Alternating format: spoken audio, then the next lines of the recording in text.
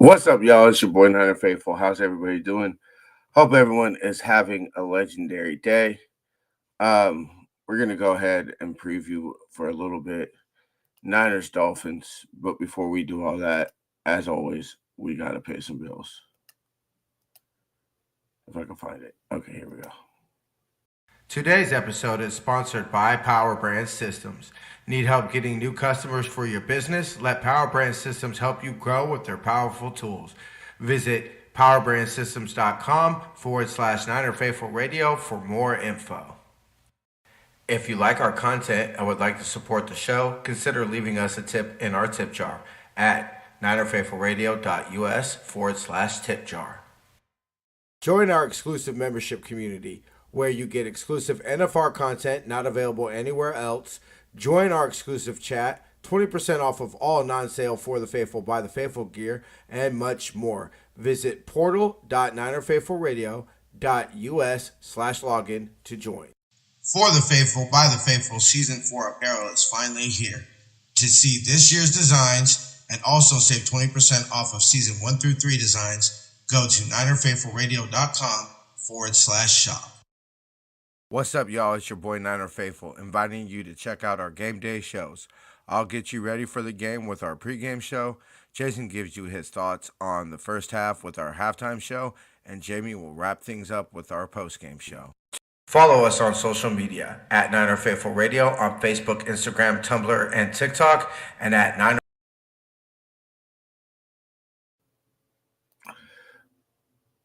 What up, Terradome? How you doing, bro? What's cracking, Jason? Anyway, so apparently, come to find this out, the Niners can apparently still win the division. If the Cardinals and Yams lose out and then tie each other the last game of the year, and the Cardinals lose today, so there's a chance. I totally spaced about the possibility of having a tie between them the last week of the year. So I thought the division was done, which I thought, saved your boy some moolah. But now that the games are going on right now, I don't know why I pulled up the scores. But the Yams would go ahead and they play the Jets. Eagles play the Commanders. We need the Eagles to win, the Jets to win. Lions and Bears doesn't matter. The Vikings to beat the Seahawks. And ideally, you would like Tampa Bay to lose to the Cry Girls. But, I was thinking a lot this week. In the 10 days we had between games, I was thinking a lot this week on things that we could look forward to these last 3 weeks of this season, at least of the regular season. We'll see what happens. So, I posed a question to Jason on Tuesday. Do you re-sign Huff and Dre Greenlaw? It's obviously clear that Jair Brown has not shown the promise that he showed at the end of last year, and even in the Super Bowl, I thought he played well. But he's regressed, and you saw it. Even look, we all saw that first half and everything like that, at what he looked like. My question with Dre is, okay, you looked excellent. Probably one of the first halves I've seen in a long time. I mean, it was clear Dre Greenlaw was going to be the Bam Bam MVP of the week. He might be the team MVP for the simple fact it looked like he was going to single-handedly save our season. But with Dre, I'm like, okay, can you do it again and again and again? Because look, as heartbreaking as his torn Achilles was in the Super Bowl and everything like that, let's not forget that he had missed time for Achilles tendonitis. So he exactly didn't have the world's greatest clean bill of health, which I understand when you play as violently and physical as he does, with as much speed as he does. Yeah, you're gonna get banged up. And so I still think the Niners need to prepare for life without him. Just even if you in a dream scenario you re-sign him and it's Bam Bam and Big Play Dre next to each other next year, you have to be prepared for the inevitability of Dre Greenlaw missing some time. But these are games that you look and you say, look, we're not going to see a full season from him. You know what? At most, it's 1, 2, 3, 4 games. So at most, you're going to only see him for 4 games. So I understand people who still have a little bit of hesitation, but just want to say what's up to everybody over on Instagram. If you want your comments seen, please go ahead and hop over to YouTube, Twitter, and Facebook. Anyway, so I'm definitely looking to see what he can bring. Because if he plays 4 games like he played that first half, or three games like he played that first half, I don't know if you're going to be able to sign him. I think there's going to be some teams that are willing to give Drake Greenlaw the bag if he plays like he played that first half. I mean, you might argue he looked like defensive player of the year. And then do you re-sign Huff? This is look, we all know that Huff had that 1 year, and I ain't gonna lie, last year he was kind of slipping a little bit. But then you insert him, and he didn't look the greatest when he came back the first time. But you insert him back in, um, when he's semi fully healthy. And sure, maybe the defensive performance is looking a little bit more like that was the Bears just being that bad than anything we necessarily did. But I'm not really fully willing to go there just because they looked pretty dominant fucking against the Yams. I mean, I'm sorry. I hope this is the only game the rest of my life that my team only gives up 4 field goals and fucking loses. Like I just like that part just keeps on sticking in my head that you gave up 4 field goals. That's an average of 3 points a quarter, and you still lost the fucking ball game by 6 points. Basically a touchdown. That is insane that you only give up 4 field goals and lose by 6 points with your season on the line. So I think that, look, if you put a gun to my head and you said, you could only have one back, it's Dre. Honestly, I think that we could draft some safeties, development, maybe Jair Brown. This is his first full year starting. Or, you say, hey, our front seven's awesome. We'll have a shaky secondary. But, that's another thing. I'm looking forward to this offseason, or these last 3 games. It's basically, do you sign Huff? Do you sign Dre? And who else wants to be on this roster? Does Jair Brown show any type of an improvement where we could just go in with a little bit of hope into the offseason? Does Debo, I don't want to say show enough to get traded, because I still don't think anybody's just taking on his contract. I think we might have to have Debo one more year. So the 12 points in the game, but you're wondering you should reset where the issues lie. Yeah, I mean, but what have we said all year, Jason? I agree with you. The offense has been the issue all year. But what did we say to you? Didn't do it again? And it's not necessarily a play level; it's more of a health level. But yeah, I mean, offensively, obviously Isaac Rendo's out this year. Um, I'm in a way. I don't know how you feel. Let me know, Jason Terradome. Everybody, let me know in the comments. But I almost, and I know Kyle's not going to do this because he's a very, if you're healthy, you're going to play type of coach. But honestly, I almost shut Trent down for the year. I shut Trent down for the year. I said, hey, go be with your family, go get healthy, come back rejuvenated in 2025, and then you see Jalen Moore.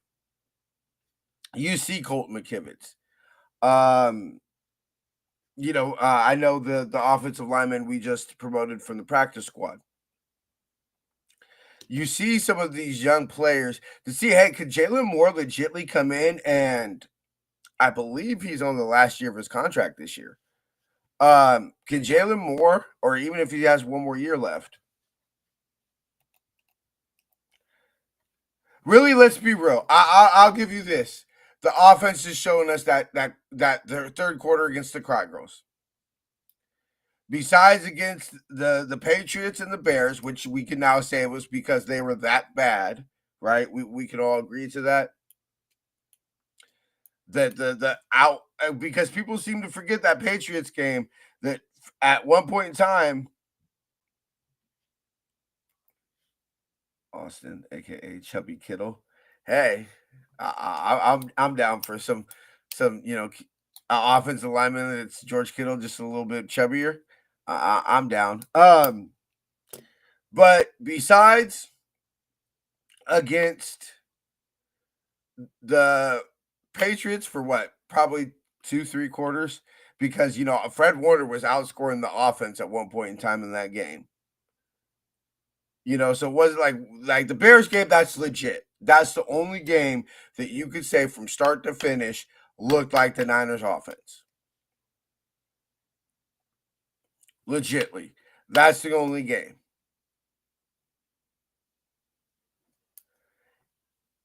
And I don't want to hear excuses about the rain on that Thursday night because yeah, okay, it affected both teams, but shit, they still got 4 field goals out of it.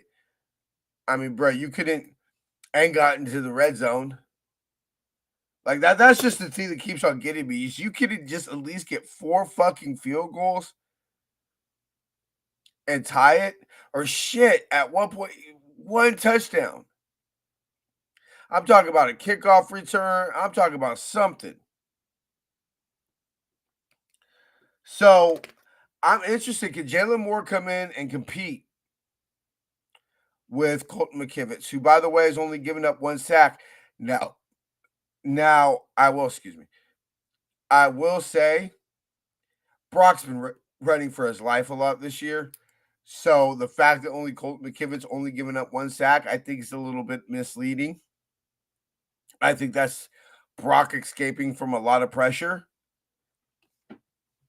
Now, we all know, to give Colton his credit, most of the pressure is becoming from, up the gut, i.e. issues with our center. What's up, David McNider? How you doing? We got you right here, bro. Same old sorry ass man. So long. The motherfuckers talking about we're the big brother now. Like, hold on, calm down, Junior. Calm down. Y'all beat us. We blew week 4. Y'all beat us at Levi's, and then you beat us last year at Levi's in a game that didn't mean shit. And all of a sudden, they're talking about they're the big brother now. Barely beat us. Like, man, people really love to dump on you when you're down. But so I'm excited to see Jalen Moore. Is this somebody that legitimately can compete for a starting job on the right side next year? And I know people are going to say, "Morning, love." Yeah, I mean, it's why are the grades the way that they are? I haven't seen the grades, so I'm just gonna trust David McNiner right there. It's because Brock's escapability. We've seen it all year. Um, I haven't looked at Brock's rushing yards, but I think I'm right about my over 500. Maybe I'm not, but can Jalen Moore come in and compete, and especially considering, look, I don't think Trent's played every game any year that he's been here. I think this is obviously the most time he's missed. I'm pretty sure. Although, how much time did he miss in 21 with that high ankle sprain? I can't remember how much he missed in 21 with the high ankle sprain, or 22. Sorry, it was 22. I forget. He got hurt in that Denver game though. I remember that. So, can Jalen Moore prove to be a possible starting right tackle? Uh, Dominic Pooney. You know, look, I know I might get some pushback for this and everything like that, but Dominic Pooney is the rookie of the year, in my opinion, of the Niners. I'm not going to say the whole league or whatever like that, but when we at the end of the year, after the last game, when we after we review the last game the week after, we're gonna sit down and we'll go through our season predictions and see how well we did. I know we did horribly. I picked CMC for hell of shit. That's all bad. So I know I said Brock over 500 yards rushing, and I think I might be pretty close, but I think there's still plenty to go by. You know, and George C. Killacorn just become more and more etched into NFL history as the greatest tight end in NFL history. I mean, I get excited anytime I can watch 85 play some football. I don't know about y'all, but I get excited anytime I can watch 85 play some football. So there are plenty to look forward to. As far as the game, I think, and I'm excited about this because of their speed. Because of their speed that they've had, and that's something that Niners defense has had issues with. So this to me is a huge game for Jair Brown because one of his biggest issues has been angles. And if you take the wrong angle on Raheem the Dream or Tyreek Hill or anything like that, then it's it might be bye-bye. We've seen it with and that was just Trent Sherfield, the first play against the Dolphins. And what year was that, Jason? What was it that year you came out here? It was 22. It was Brock's first game. Yeah. So in 2022. So I'm excited. We'll see. I was really hoping to see more of Isaac Correndo, just because personally I kind of think that that's somebody that looking into next year, and as Kyle says that you reinvent yourself every year. Um, that was one of the things I'm looking forward to, is seeing that maybe a precursor without CMC of what a Garendo CMC dynamic duo could look like. How bad a second corner? Do we have next year starting corner besides Demo? We've said it all year. Charvarius ain't coming back. So unless he takes like a prove it deal or unless we're overestimating Charvarius Ward's market, he ain't coming back. So we need an opposite corner, opposite Demo. Shit, we really do need two corners because obviously when Demo moves into the nickel, we're gonna need another outside corner. So we need to find two corners. Are they on the roster? I believe Mustafa should be in this game. Can he legitimately be our starting free safety? Because Jason and I have been saying it all year long. Without him, we basically have nothing but box safeties. So can he legitimately continue to improve and prove the fact that maybe we don't need to go draft or sign a free safety next year? And I know he's questionable, but Robert Beal Jr., he's playing for his NFL job. I don't think he's coming back next year. So he's playing for his job. I think we're going to see him out there because I think that he's playing for his NFL career. Eric Sarbert has been a disappointment this year. Can he show some flashes towards the end of the season? Can the offense get any type of momentum, any type of rhythm going into the offseason? These are all things that are legit. Like when you're like us, his daughter was reported on. That's why he was playing at the level we used to seeing. Look, if I'm not against signing him, I agree with you, Jason.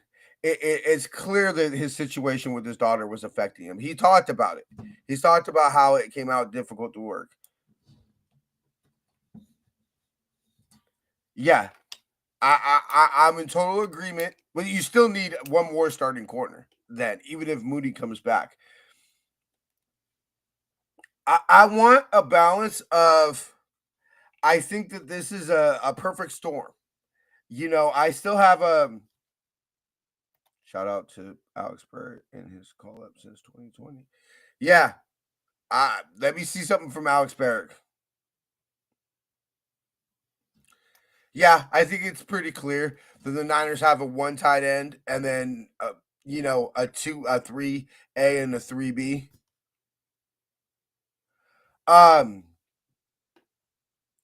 Yeah, let me see some shit from Alex Barrett. Because to me, especially with Debo was having a monster fucking camp. And I think it's very clear, Jason. We've been saying it, especially you. I've been saying it on the shows on Tuesday. This team's mentally exhausted. Take a step back to take two steps forward. Come back recharged, refreshed. So, while I have no problem as of this moment right now bringing back Huff, bringing back Dre Greenlaw, I think we're going to have to bring back Debo. I don't think we're going to be able to get rid of him. Moody, Demo, and Green. Cool. Then let me see some Renardo Green. All 49ers, especially big contracts, can we do send a big contract? So it's inbound. Yeah, I agree with you, David. I think this team definitely needs an influx of youth. Quite a few good tight ends in this year's draft. I mean, I think that knock on wood, but it doesn't seem like Kittle is having a late career drop off. But as we've seen with Debo, those can come out of the blue. So I think one of the most important things, and Jason, you tell me that there are good tight ends in this draft. Yeah, I think so. I think that what? That's a good point, David. I think that's a good point. Like a Reuben Foster, who had the ability to be it for off the field issues. He was either going to be a superstar or he wasn't going to be on the roster in a couple years. And lo and behold, we knew it. I'd rather have a player that's a B-level player this year that you're like, hey, his ceiling, his floor is a C grade player, like a C plus player, and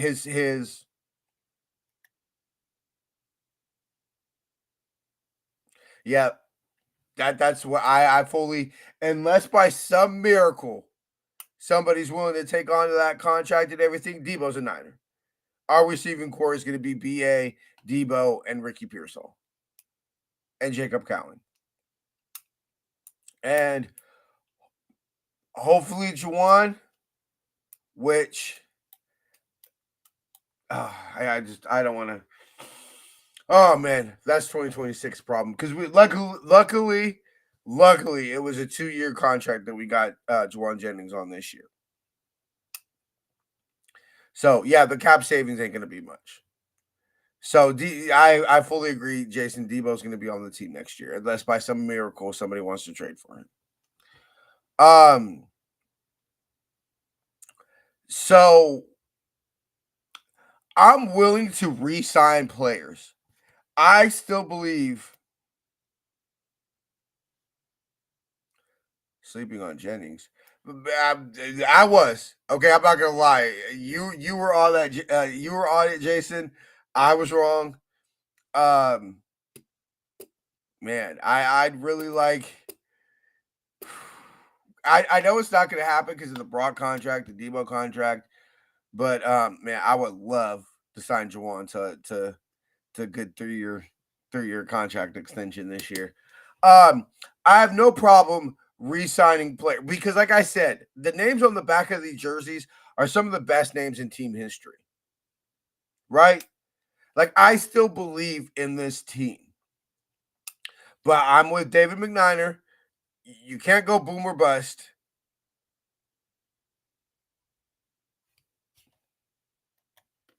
Who's your fifth? Jennings, BA, Debo, Ricky. And then what?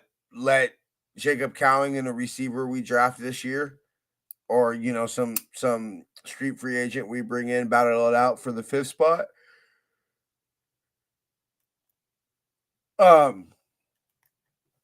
So I think I still believe in these players. I think that because we're so hyper focused on the Niners, we don't realize that that yeah, okay. That's what I thought. I thought Cowing was going to be your fifth / punt returner. A lot of teams who lose the Super Bowl have years like this, right? I remember the year after the Yams went in 2018.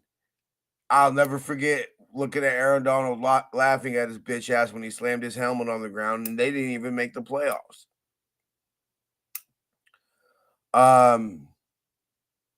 We all saw what happened to the Eagles last year. Like, Nick Sirianni looked like he was going to be fired.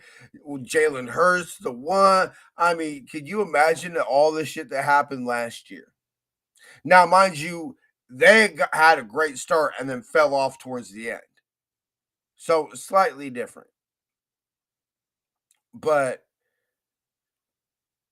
teams who lose Super Bowls have years like this the year after. I don't think that this is an anomaly.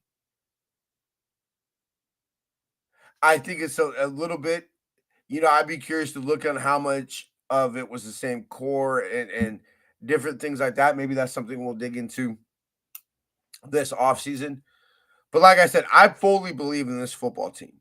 But we have to have a contingency plans. Now, I'll give Kyle some credit. You don't expect the CMC to basically only play 3 games this year. I mean, I seen the graphic that came out this morning on social media that said last year Debo, CMC, and BA combined for 40 touchdowns. This year they only have 2. What I'd say, Brandon Ayuk, Debo Samuel, and Christian McCaffrey. On 25, the knee had more damage than just the ACL. Might not even be the same. Yeah, no, I agree with you. I think BA will be back sooner rather than later. But yeah, I think the key is not to rush him because we're stuck with him. So I think there's a little bit of a because Ricky Pearsall was cooking in OTAs. I think the hamstring injury and obviously I don't know getting shot in the fucking chest kind of derailed his rookie year. I'm curious to see a year or two out of him. You know, a full offseason working with Brock because look, whatever the situation is with Brock, I'm of the mind that you sign him. But even if you either need to trade him or sign him day one of free agency, day one after. There's no reason they should not be in contract negotiations right now. Um, I want this first offseason news we hear of the Niners. Brock Purdy signed a 5-year, 290, 300, whatever it is, $1 million contract. That just needs to happen because it's clear the issue we had this year was beating man coverage. And to Kyle's credit, that's why Ricky Pearsall was drafted. You say we re-signed BA and we drafted Ricky Pearsall, who both can beat man coverage. And the fact that BA held in, had a slow start to the season, and then, of course, as we know, got hurt in the Kansas City game and missed the rest of the year. And Ricky Pearsall being shot in the chest derailed that. So I'm excited to see Kyle in the lab all offseason with hopefully none of this bullshit that we had this offseason where Kyle can go back and get Jennings, veteran free agent, Pearsall, Cowing, and then Debo, and a drafted rookie. I'd be down for that if you're truly just going to shut BA down for the year.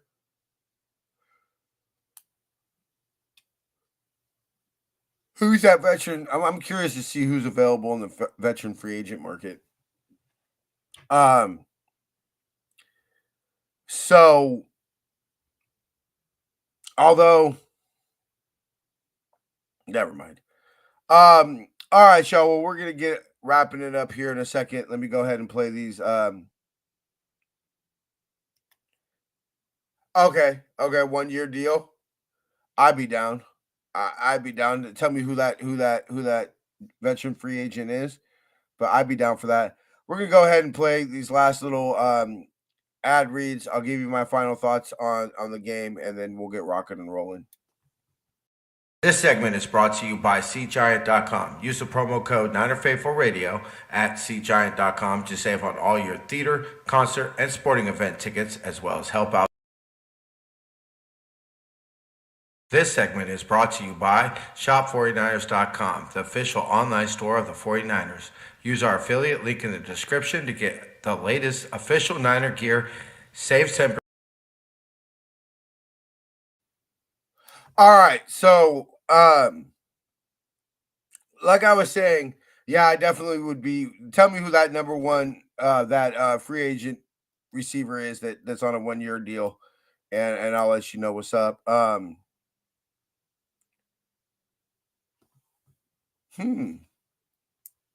Yeah, but how much money are they can command? Keenan Allen is interesting. How old is he? So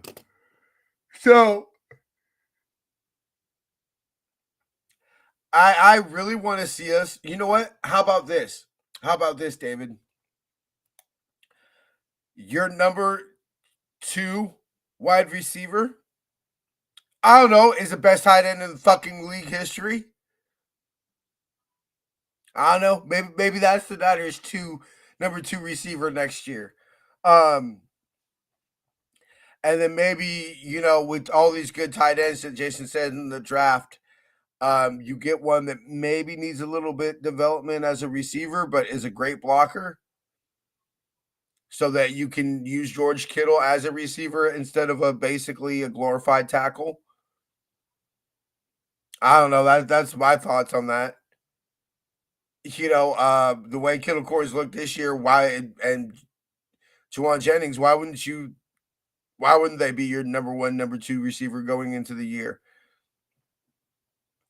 I think that Kyle's been able to just say, give it to Debo and he's going to break 15 million tackles so long that, and then you got CMC where basically like, all right, CMC Debo, sprinkle in some Kittle corn, sprinkle in some BA, and that was our offense.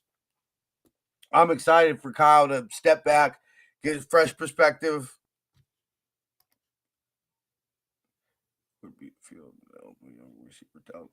Development. And I'm telling you, I think that they need, I don't know if you heard this on Tuesday, but I said my number one priority going into the offseason was to get Brock signed. Number two, A and B, were to extend George Kittle and Fred Warner. Don't make them play out lame duck years. You extend them, you lower their cap hit this year, which is obviously going to save you some cap space. You send a message throughout the locker room that says, "Hey, this is the play. These are Niners. This is what we want." Fred Warner fucking basically playing on one fucking leg all year. And look, I don't need to gush about Kittle corn. Y'all know how I feel about George Kittle. Right? You send the message, you lower their cap hits, you make them lifelong Niners. That's my number two priorities as far as in-house things. Obviously, free agency is going to come up before then and stuff like that. So, but yeah, I think that Jacob Cowing. Can we get some Jacob Cowing the last couple of games to see if he's legit? Because he's supposed to be more than just a speedster. So, can we see some Jacob Cowing?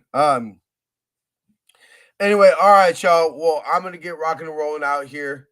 Make sure that y'all can enjoy some Sunday football. It feels so good to be on the East Coast and not have to, have the game start in 10 minutes.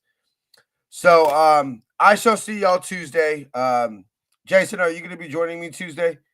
I don't know if he's still watching.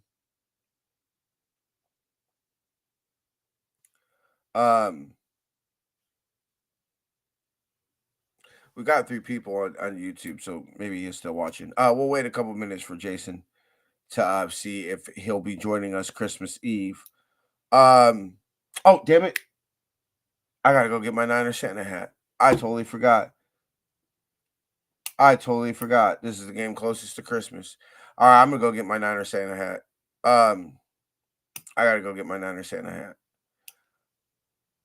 All right, y'all. Well, I'm going to go ahead and do that. I will be here Tuesday. We'll see. Okay, Jason's going to be with me on Tuesday. So we shall see y'all Christmas Eve. Enjoy the game today. There's still a chance. Obviously, we're going to have a bigger picture on things after next week. On Tuesday, we'll be able to break some things down for y'all, see how much of a chance we still have. But keep the faith. Enjoy it. And at the end of the day, bro, let's just bang this Niner gang, not go out like little punks, bro. All right, y'all. We'll see y'all Tuesday. Make sure to catch Jason at halftime and Jamie doing the post-game show. I shall see y'all Tuesday. Till then, faith, love, and happiness. Go Niners.